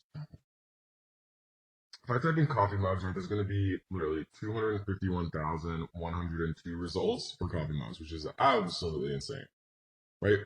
And so instead of doing it by products, right, because most of these listings are individual listings, many of which are actually created by the same supplier. So like you might say, okay, these 4 are perfect, so I'm going to reach out to all of these people. But what you might find out is you're sending 4 different emails to 4 different listings, but they're all going to the same supplier. So what I like to do instead is never ever choose wholesaler, just choose supplier, coffee mugs, and type in search, right? And now instead of 251,000 results, there's 1,902 suppliers, right? It makes it much easier, and significantly it'll save you a lot of time kind of doing it this way, rather than kind of wasting your time and sending 251,000 emails. This video is going to be about how to actually ship your products from China directly to the manufacturer inside of an Amazon FBA warehouse in the USA. And so how you actually have to do this is a little complicated at first for some people, but if you actually think about it logically, it makes a lot of sense, right? Because what ends up happening eventually is you need to have a barcode to send to your manufacturer to actually create like a little sticker and put it on each box so that your inventory is completely ready to be scanned in by Amazon when it actually arrives. Because you're never actually getting the inventory. Like they don't ship it to you and you ship it to Amazon. Your manufacturer ships it straight to Amazon. And trust me when I tell you, you want it that way. And so in order to actually ship your products from China to the Amazon FBA warehouse directly, you have to have like all of your barcodes and things kind of figured out. And then you basically just send your supplier an email, with the carton labels and with the UPCs to actually put onto the product itself. And so how we're going to do this is we're going to go to add a product, and we're going to create a new product listing right here. And let's just use the example of a coffee mug. We're gonna choose coffee mugs right here, and it auto populates this little thing, this little kind of template menu thing, vital info, right? Product ID. So there's a couple ways to do this.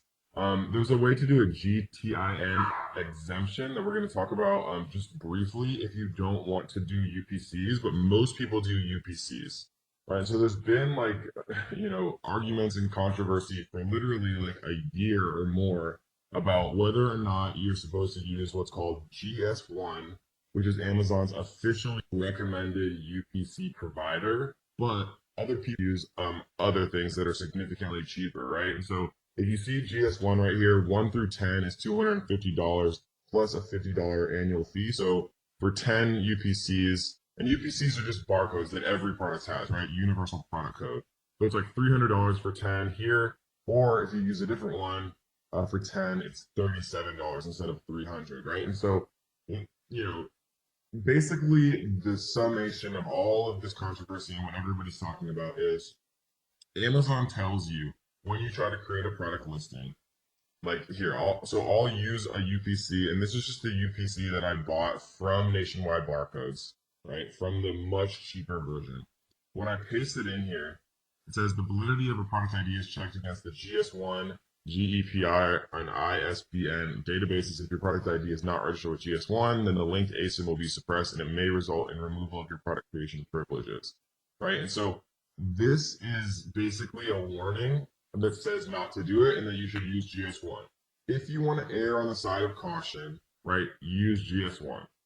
I personally still use Nationwide Barcode because I have, a bunch of them that I already bought, and it's literally like 10 times cheaper for Nationwide. And Amazon still allows me to create product listings using Nationwide barcodes, the cheaper barcodes, right? And I think it's very, very unlikely, personally, right, that Amazon is going to go and retroactively mess around with listings that have used Nationwide or any of the other millions of UPC services, because it would just destroy their catalog. But if you want to err on the side of caution, right, then just get GS1 barcodes directly and pay the $300 and for 10 UPCs. And then, in the grand scheme of things, $300 is not that much money for, the ability to list 10 UPCs. Or if you want to save a little bit of money and, live on the wild side like me, then use nationwidebarcode.com. And these are actually purchase barcodes for Amazon. So if we come to the actual site itself, then you'll see barcodes for Amazon right here. And then it says the pricing right here, and you just choose how many you want, and that's it. So it's pretty easy.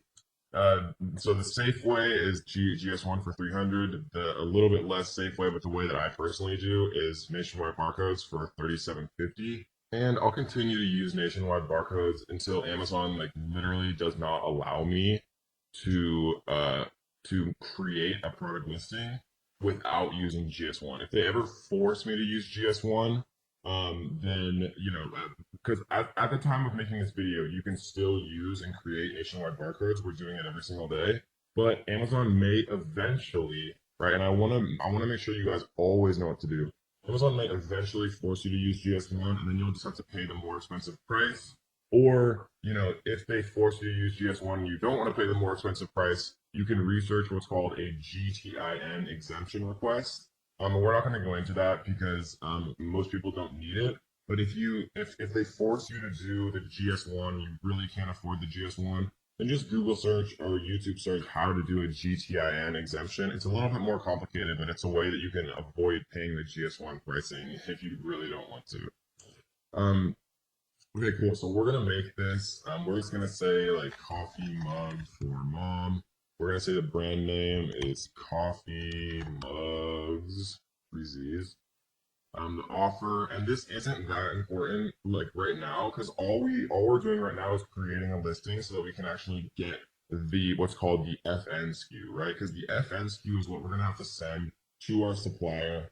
And once we send that to our supplier, then they're going to be able to print out little stickers that they're going to put on every single one of our coffee mugs. And then once they're sent from the manufacturer to Amazon, Amazon's able to actually scan all of those in. Right, so we're just going to put $19.99 here. We're going to put new. And the fulfillment channel, I want Amazon to ship and provide customer service for my items if they sell, right? This is Amazon FBA. I want to ship this item myself. This is Amazon FBM, right? Fulfilled by merchant. So we're going to save and finish here. Your listing is being created. This process may take up to 30 minutes. Please check back and change your listing fulfilled by Amazon at that time. So we're just going to press continue. Right, and I'm going to pause the video really quick, and then once it's actually up, then I'm going to show you guys the next step. All right, guys, so here's the listing that we looked at. So if we click this one right here, then we can do action on. And what we're going to do is, normally you do print item labels, but sometimes it gives you an error, right? So no items submitted. I wanted to show you guys that because I've just had so many students ask me about that particular error. So what we're going to do to fix that is click this little checkbox and then go to change to fulfilled by Amazon. Even though I know we selected that to start, it's like this weird thing that just happens.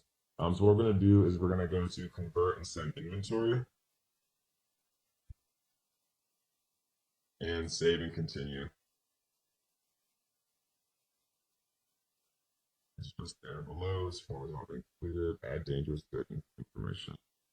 Is this product a battery? Just utilize batteries? No. Product regulation information. Is this product considered dangerous? Is there hazardous material? No. It's a copy mod. Submit. And now we're going to save and continue.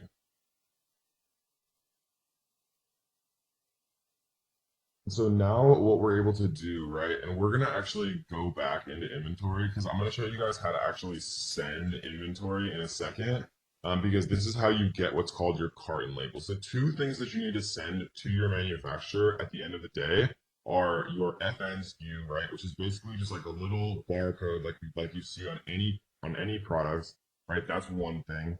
The second thing that you need to send is called the carton label. So let's say that you have like 100 coffee mugs. Each one of those 100 coffee mugs is in a little cardboard package. It has a little sticker with the UPC on it, right? And then let's say that 100 of those fit inside of one carton. Then you'd also need one carton label. So you'd have 100 little FN SKUs all printed on the box that the coffee mug is inside, right? All 100 all have their own little sticker. And then all of them are inside one carton, and then that carton has a carton label. And we're going to show you how to do both of those right now. So what we're going to do is we're going to print item label.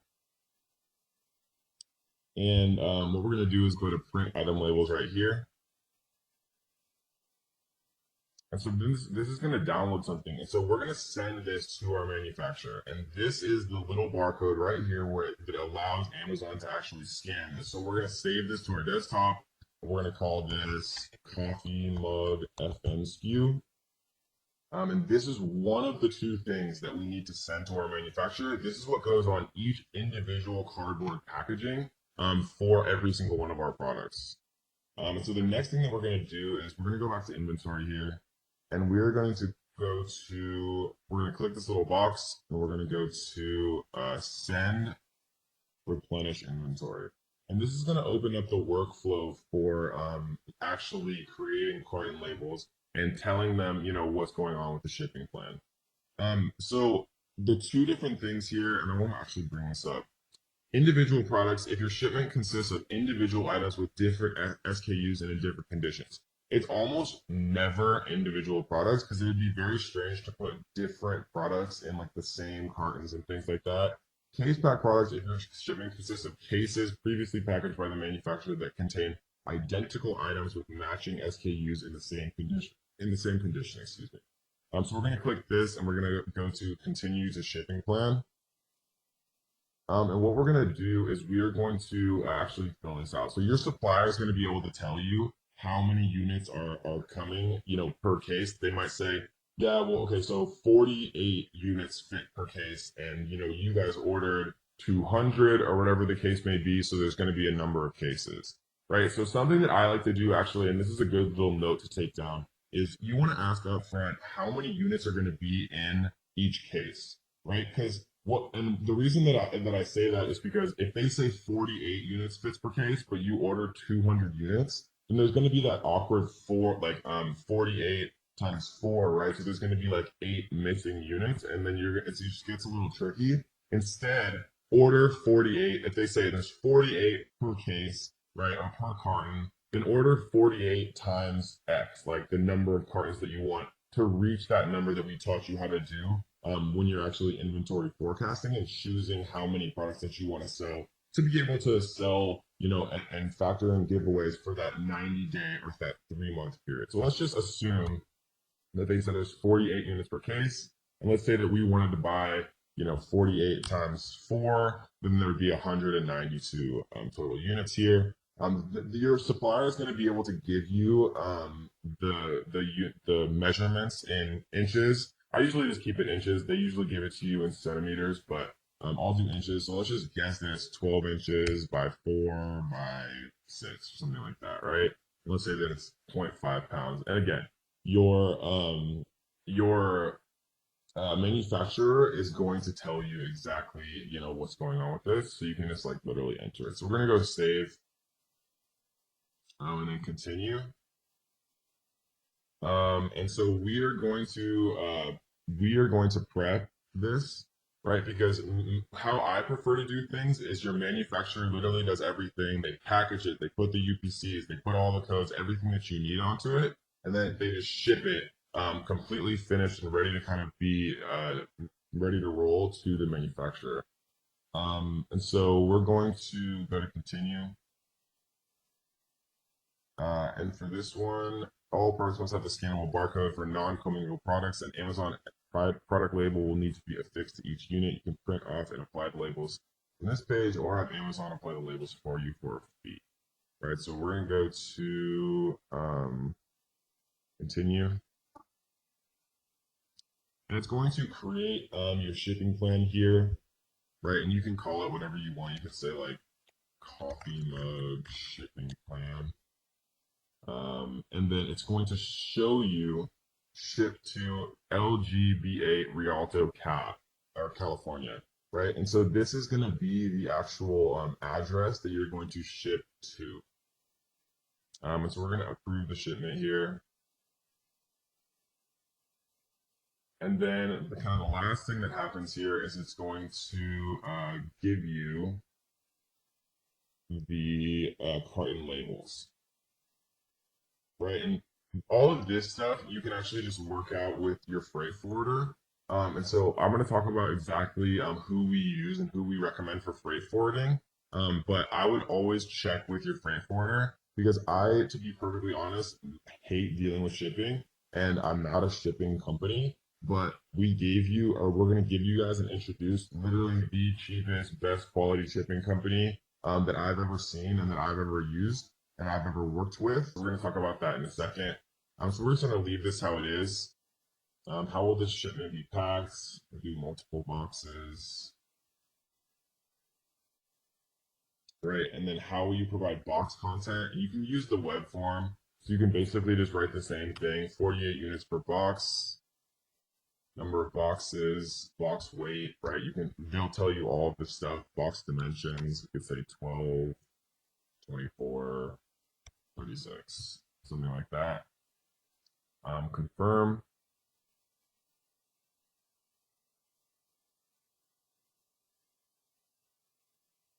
So you can calculate the shipping charges here. And then this is basically going to give you your shipping fees. It's at X. I agree to the terms and conditions. And then you press accept charges, right? And then you can print the box labels here. And the box labels are your carton labels. So I'm not actually going to do this because this is just like an explanatory. This is just an explanatory kind of tutorial. I'm not actually creating the shipping plan, and Amazon would actually charge me if I click this button. But you just press this button, right? And then the last thing you do is print box labels. And the two things that you're sending to your supplier are the box labels or the carton labels or whatever you want to call it. And then also your FN SKU that we downloaded that I showed you exactly how to do. And those are the two things that your supplier needs to be able to, properly label all of your individual products and then properly label the cartons that your products are inside. So that is the shipping plan. That is generating an FNQ from a UPC, right? We talked about GS1. We talked about nationwide barcode.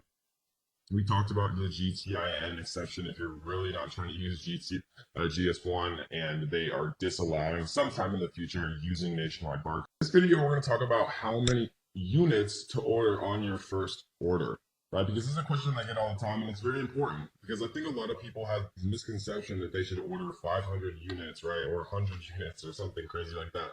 And we're going to talk about mathematically how to break it down because it depends on what product that you're going to invest in, what niche that you found, what you think is going to be a good product after doing your due diligence, right?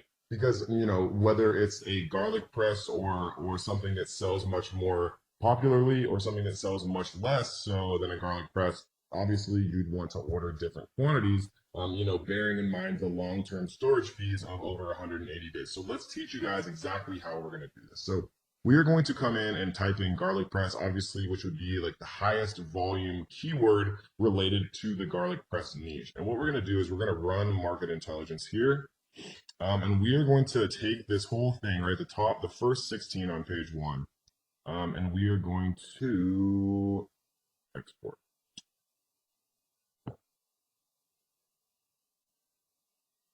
All right, we're going to open this up, and let's take a quick look, right? Because what we're concerned with here is monthly sales. So monthly sales added up right here is 14,720. 14,720. So what we're going to do is we're going to open up a calculator and we're going to type in 14,720 and we're going to divide by 16. So that means that the average seller on page one sells 920 units per month. So if we divide that by 30, right, we see that they're selling about 30 a day on average, right? So if they're selling 30 a day on page one, what I like to do, guys, and this is a general rule that I follow. You never want to be in stock longer than the 180-day long-term storage mark, because I showed you guys that the fees get like 20 times more expensive, and it's just crazy, right? You never want to be in stock less time than, I would argue, about 3 months, right? And the reason for that is because to get products made and to get them shipped from China on a ship available for sale in a warehouse in Amazon, I've found takes normally at the maximum about 3 months to do, right? So what we're going to do is we're going to multiply this 30 units per day times 3 months, right? 3 months times 30 days is obviously 90 days, right? Times this 30 here, we see is 2,700 units, right? And so I know that probably seems like a lot. I'm just gonna actually write this out. 30 units a day times 90 days. Right? So 2,700 units probably seems like a lot because people have like this weird misconception in their brain that they want to do 500 units to start. But I've seen this happen so many times, like even with my students, because I know it's like hard and you have to, have a lot of faith, especially to invest more money and more units. But if you do your due diligence correctly and you're actually like eye tracking and doing the 999 card trick on like as many of these people as you possibly can, right? The way that I just showed you how to do is the fast way. It's how to calculate an average for sales. But if I was going to invest money, I would be checking, at least like the top five with the iTrack 99 cart trick method, because that's true source from Amazon sales data. And if you can get five of these guys into your iTrack and you can tell, okay, they had 100 yesterday, they have 70 today, they have 40 tomorrow, then they're obviously selling 30 a day. If you know for sure from the iTrack and the 999 cart trick method on like a niche that you're going to enter, I feel 100% confident making this calculation.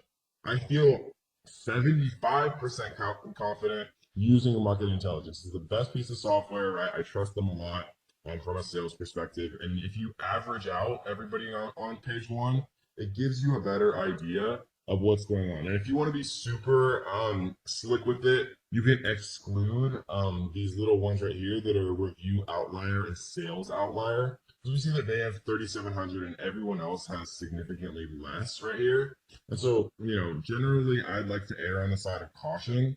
And so I would probably take out like the top maybe two from a sales perspective that are high, and I might take out like the top two that are low. So we see that that one is pretty low, and we see 220 is pretty low.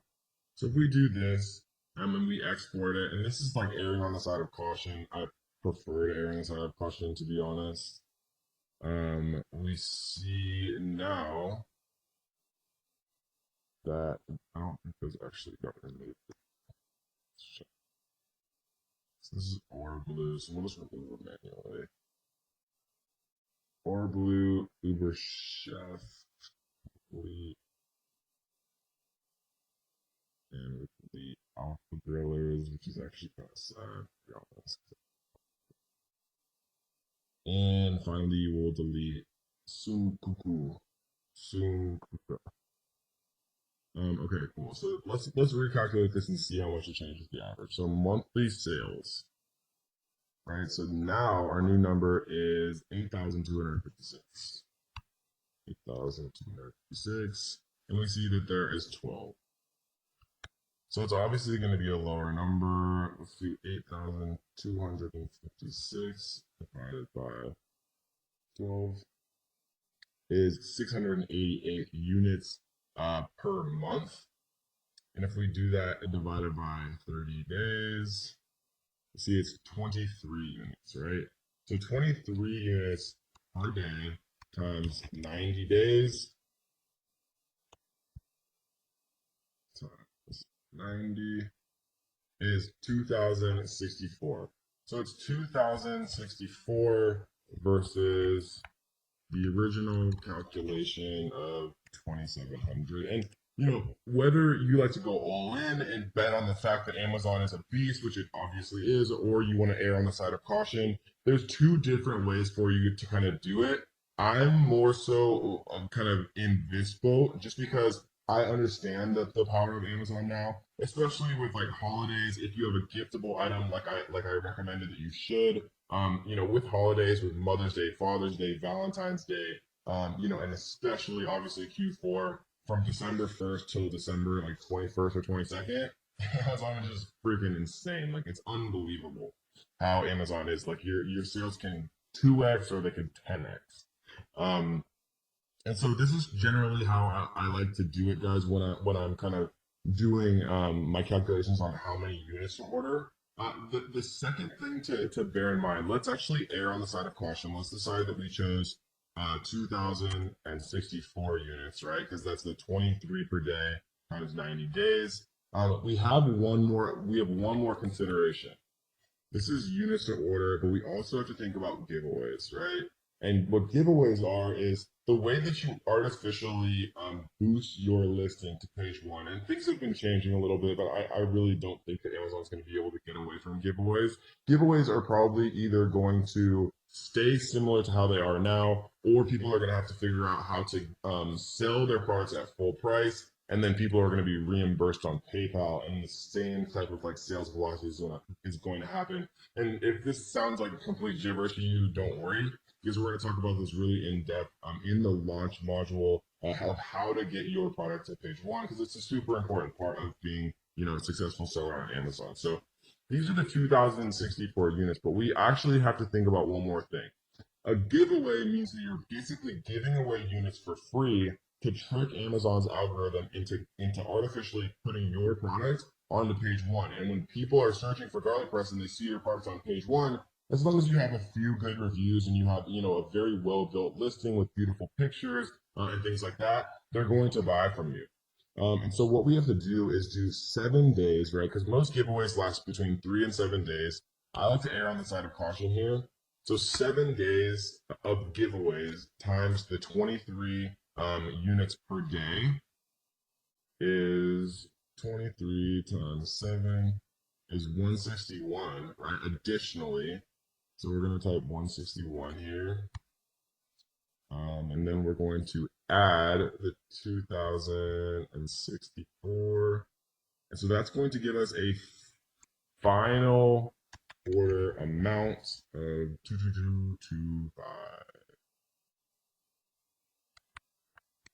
And that, guys, is how you do basic inventory forecasting. The biggest thing that would be a differential would be once you kind of understand what's going on with holidays. So, like for example, when we do inventory forecasting for one of my companies that's very gift oriented, we'll literally order 10 times as many units because we know we're going to sell 10 times as many units from December 1st to December 23rd. So 22 extra days. Instead of multiplying it by 1, we'll multiply it by 10 and we'll order that many more units. And so when you're first getting started, it's very, very difficult to do that. And so I generally recommend that you err on the side of caution unless you have some disposable income and you want to bet on Amazon, right? What you can do if you want to be a little bit more risky is you can come into like camel, for example, and let's just choose one of these really quick. So let's choose the good old alpha thrillers. I'm gonna grab the ace in here. We'll put this in. And then what we can do is we can look at the sales rank and we can actually look at when things spiked up. So if we look at May, October, March, August, right? So this is August of 2015.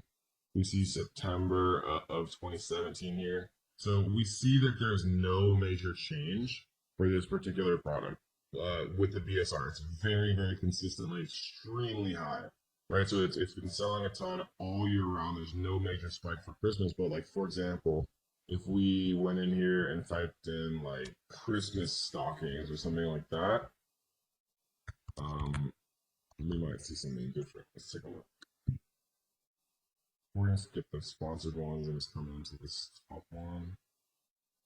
Grab this here. We're gonna paste in this ASIN into camel. And what I would expect to see is really high little rankings, yeah, right around Christmas. So you see that like in June, they drop all the way down to 810,000 in the bestseller ranking. But then right when it gets to November and December right here, it jumps all the way up to being like literally almost at number 1. Meaning that these are selling like absolutely crazy. Obviously all right around Q4 and Christmas time. This is an extreme example because it's literally Christmas stockings. But you can tell if things are seasonal around, Mother's Day, Father's Day, Valentine's Day, Thanksgiving, Christmas, Halloween, like Halloween costumes. Or I have friends who sell Halloween costumes. I have friends who sell paper plates that have footballs on them, and they sell them one time a year just for Super Bowl parties, and they literally make like hundreds of thousands of dollars in that one like week or two leading up to the Super Bowl because they just sell just an unbelievable amount of paper plates. And so that, guys, is how you do inventory forecasting. Again, just to kind of summarize, what we're doing is we are literally doing a kind of a viral launch. We're doing a summation of the amount sold, kind of taking out the outliers, dividing it by 30, right? Because these are monthly sales to get kind of a per day number of sales, just because it makes it easier. Obviously, you can just multiply it by 3 if you want also, but it just makes it easier for me to get per day because it helps with giveaways and things like that. Once you have per day, then I multiply it by 90 days because I like to have 3 months stock. I like to order 3 months stock because that's generally how long it takes to reorder. So once you kind of start to get low, a little bit lower, then you reorder, right? Once you kind of get that, once you get your feet wet, once you feel those sales, once you kind of start to see, okay, this does work, I can make a bunch of money doing this if I'm doing things correctly, then you'll start to get a sense of how many you're actually consistently selling, how many you start to sell for holidays and things like that. And then if you're riskier, you can look at camel and Google Trends and things like that to see and try to guess on maybe ordering more units. But sometimes it's fun selling out and just not having like the kind of stress and feeling like you're ordering way too much. And so that's kind of how you order for 90 days. You never want to reach that 180-day long-term storage, guys. Welcome to module 3, where we're going to talk about how to make a perfect listing, or as close to a perfect listing as it's possible to do. We're going to talk about a lot of different resources, the software that I use that is super, super key to creating, a fully optimized listing, kind of introductorily in this first video. And we're going to go much more in depth, in future videos about how to do these things the right way, like, how to create a title the right way, how to create backend keywords the right way, how to create your description the right way. We're going to talk about, where and how to get product photos done and a bunch of fun things like that. But first, we're going to literally create our listing. And we kind of did this a little bit just so we could get our FNSKU in the last module. But we're going to talk a little bit more in depth about how to actually do these things And specifically a few things that would just be very, very difficult to know, to avoid as a beginner. I'm gonna kind of tell you guys a lot of the things that I've learned over the years and all the mistakes that I've made and things like that, to save you guys a lot of time and energy, and headaches and stuff like that. So the first thing we're going to do is we're going to add a product. We're going to create a new product listing right here. The reason that it allows you to do it like this is if you're going to sell on someone's listing. So let's say that somebody's selling a garlic press. Amazon actually allows you as another seller to also sell on that person's listing, right? That's what most people commonly refer to as a hijacker. And so when you get a hijacker on your listing, it means that they have the ability to price their products lower than yours and steal what's called the buy box, right? So if there's 10 different sellers on one Amazon listing, then who has the buy box means that when someone actually clicks, add to cart and buy, whoever concurrently owns the buy box, like right, Amazon calls it the buy box, gets the credit for that sale and gets the money for that sale, right? So owning the buy box on your listing is definitely something that you always want to keep in mind. And so we're going to talk about the best ways to do that and the best ways, to actually combat when you do have a hijacker, all later in this module. But before we do that, we're going to talk about just a few simple things when it comes to actually creating the product listing. So we're going to click create a product listing here. We're going to do one just for a basketball because that was the first thing that came to my mind just now. You'll see that there's different categories here, right? For example, basketballs, toys and games, sports and outdoor play, sports, basketball, basketballs, right? Or we could do sports and outdoors, sports and fitness, team sports, basketball, basketballs, right? In my mind, I would rather actually choose basketballs in sports and outdoors just because, basketball to me is more a sport than it is toys and games, right? These toys and games might be like little plastic basketballs or like the tiny ones that you shoot at like little tiny hoops that you like stick to your wall, right? So I'm gonna choose this one, and you'll find that sometimes or always it's worth reading these like categories and subcategories because there'll be small differences, and you want to make sure that you're actually in the most accurate category, right? Because a lot of people teach that you can try to sneak into like these weird like secondary categories so that you can rank higher and get like the Amazon choice badge. But Amazon has gotten so much smarter about this over the years that trying to outsmart Amazon by misappropriating where you actually should be categorizing your product in the long run is never going to benefit you. So how I teach it now, and I won't lie, like years ago it was better to try to like game the system and rank higher in like weird categories, get the Amazon search badge, and then switch your what's called a node, subcategory node. But Amazon has gotten much smarter and they don't allow you to do anything like that or change your subcategory node. So what we're going to do is just choose the most a fitting selection here as far as categories. It's going to pre-populate us a listing right here. Right, so product ID, we're going to use a UPC here. And I already have this pasted. These UPCs I actually purchased from nationwidebarcode.com. Right, I'm not, and I already talked about this, so I'm not going to go super in depth. Amazon suggests that you should use GS1 barcodes. It's $300 for 10 GS1 barcodes. It is $37 for 10 barcodes from Nationwide Barcode. In my experience, in the last 2 years, they've always worked exactly the same. Is Amazon eventually going to force you to use GS1? Maybe that time has not come yet, and so I'm not going to worry about it, right? And so we're gonna just put basic stuff here: basketball, manufacturer. This would be the name of whatever you want your Amazon store to be called, right? This is also going to be the same name of what you're going to get trademarked, which we're going to talk about a little bit later on as well when we get to the brand registry section. And so what we're going to put in for manufacturer is going to be the name. So we're going to pretend like I'm going to do coffee. We're going to sell everything coffee related. So we're going to do KD Coffee. KD Coffee. We're going to change this to Coffee Grinder. So KD Coffee. This is going to be the name of our Amazon store, right? It's like a little link that's actually highlighted that you can click on and you can look at their product portfolios and things like that. This is also going to eventually be what we trademark. So we want it to be something, meaningful to us. So coffee grinder, we're going to come back and actually recreate this product name, right? Because this is going to be our title. Variations we're not going to touch for now. Price is actually very important because Amazon has this thing called price band restrictions. And what a price band restriction means is if you set a price originally for your product, and there's other factors too, like the average price of your competition, but it's not as heavily weighted as your initial price you set.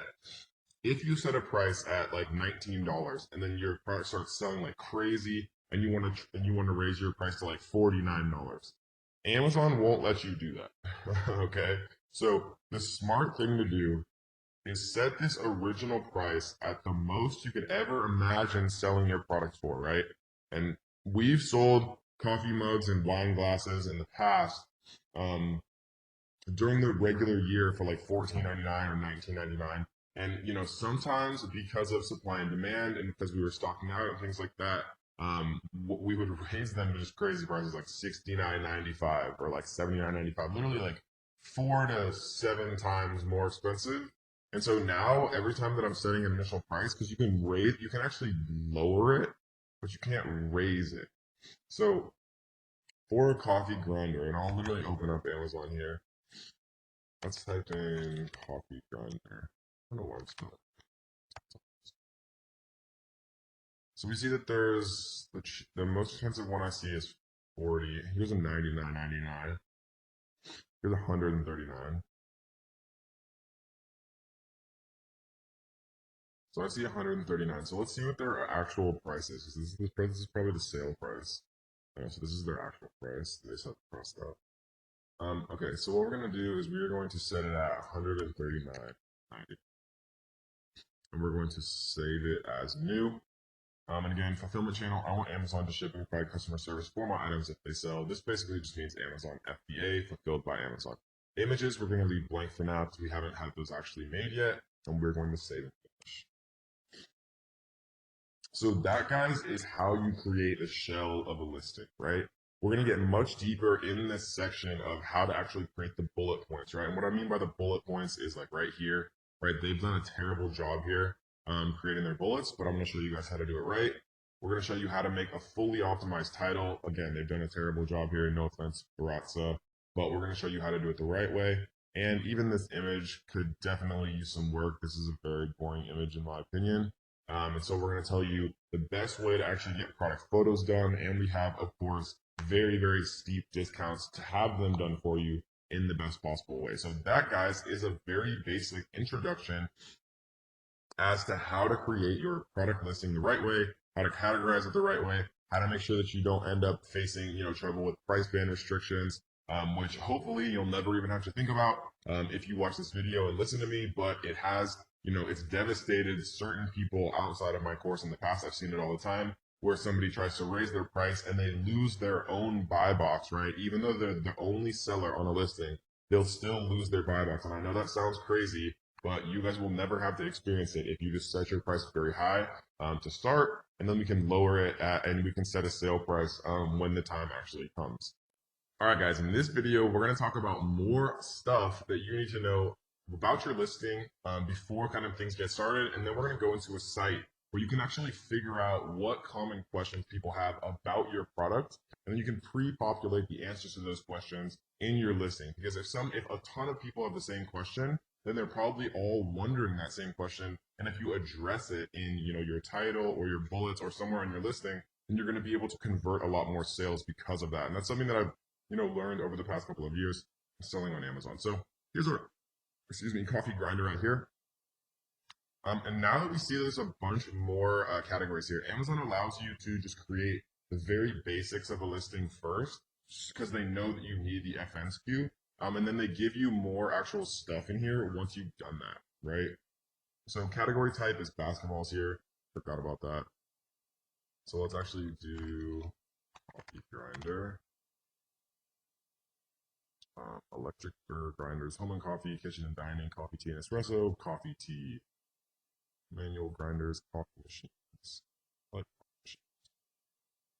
right, cool. So this is the vital info, right? Color for ours is going to be black. Most of this stuff doesn't matter. Like you can literally save and finish without doing most of it. But Amazon will sometimes like make you do certain little parts like after the fact. And so here's like the offer that we were talking about earlier. Now we see that the your price and the sale price, right? When you see like an item on Amazon, like for example, this is actually the sale price. This is the price that you pay as a customer, right? For example, the $18.39 is what you actually pay, but their actual price is $24.99, right? So this would be the $24.99. The sale price would be what you actually pay, which is why we set this so high, because you can technically change it, but Amazon keeps like a historic record of the actual price that you initially input, which is super annoying. So we could make the sale price whatever we wanted, like $79.99 or something. You can start the sale price whenever, and you can end it whenever. I usually just do the sale end date like 2 years in the future, just so I don't have to think about it for like a really long time. Because sale date is just what you want to do, anyways. Like you always want to have a sale. A lot of people will see, this and they'll be like, oh, well, it's $30 normally, but they're selling it for $15.96. Like it must be a great deal, right? It's just the human nature, it's human mentality. Everybody wants a discount. It's just like the new CEO of JCPenney took away all sales, right? Thinking that customers were smarter than like having all these fake sales, and their sales plummeted because people were used to picking out and seeing those discounts and making purchase decisions based on those discounts. So just trust me when I tell you that you always want to have a sale. And so manufacturers suggested retail price. This is not the price that Amazon customers will pay for your product. I think this is going too far. Like you could have this at 200, you could have this at 140, and you could have your sale price at like 60. But then people are like, wait, what the heck? So I usually just do your price, right, and sale price, which is the price that the customers actually pay. Um, so these two are really important right here, right? So offering can be gift message. So basically what this means is if you listen to me and you chose a product that's capable of being gifted, like a giftable product, then you want to be able to have people, you want to give people the option to have it be gift message. And all gift message means is that I could like buy you a coffee grinder and say like, love you mom or something like that, right? So you also want them to have gift wrap available. Gift wrap just makes like the super lazy millennials like me, who, want to buy a Christmas gift for like all of our family and stuff like that, but like don't actually want to go to like a store and wrap it and stuff like ourselves, which happens way more than you think. Like for Q4, most of the orders that we get actually are gift wrapped and gift message. And it's no additional fee to you, but you do make more money from it, from Amazon, right? So you always want to make sure that these two are checked.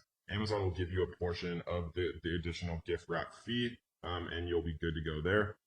Max order quantity is also very important, right? So remember when we were doing the iTrack 999 cart trick method, right? When we're looking at other potential niches to get into and we're tracking their sales, right? So because essentially if we track their sales and we're able to see that it looks like a good niche, then we're going to go into that same niche and we'll essentially become competition to the person who is already selling there, right? So when you are selling something, you want to make sure that people can't eye track you, right? So that's why you set a max order quantity.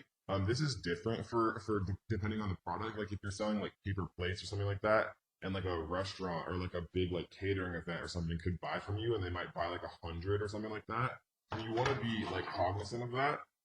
But for most people in most situations, nobody ever is going to buy more than like 10 or 20, and so it's a pretty safe number to be able to set that at. Um, as far as compliance, this is for like electronic products and dangerous like hazmat stuff with lithium ions. We're going to ignore images for now.